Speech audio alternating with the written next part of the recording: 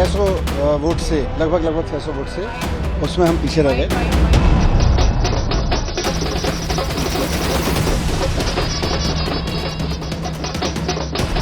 दिल्ली चुनाव के नतीजे दिलचस्प मोड़ पर आ चुके हैं। सभी 70 सीटों के रुझान आ चुके हैं। पोस्टल बैलेट के बाद ईवीएम की गिनती शुरू हुई तब भी बीजेपी आगे रही और अब जबकि नतीजे आने लगे हैं रुझानों में दिल्ली में बीजेपी की सरकार बनती हुई दिख रही है।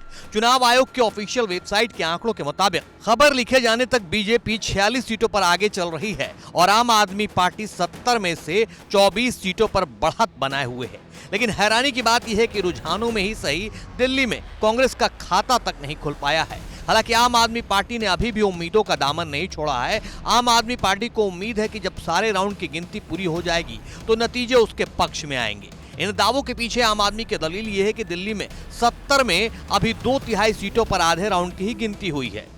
आम आदमी पार्टी के इन दावों में दम तो दिखाई देता है क्योंकि 12:30 बजे के करीब चुनाव आयोग के ऑफिशियल वेबसाइट के मुताबिक 70 में से 40 सीटें ऐसी हैं जहां आधे राउंड की गिनती बाकी है और दोनों ही पार्टियों के प्रत्याशियों के बीच हार जीत का अंतर बहुत कम है।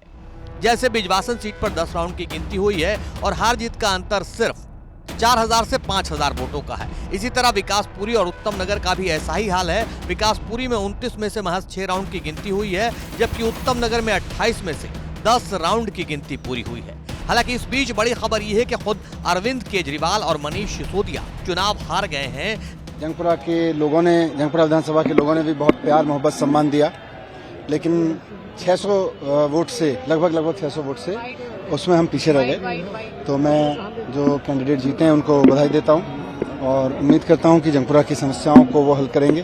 जंगपुरा के लोगों की जितनी भी चीजें हैं उनको हल करेंगे।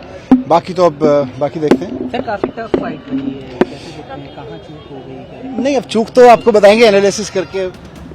जबकि खबर लिखे जाने तक सौरभ भारद्वाज भी रुझानों में पीछे चल रहे हैं।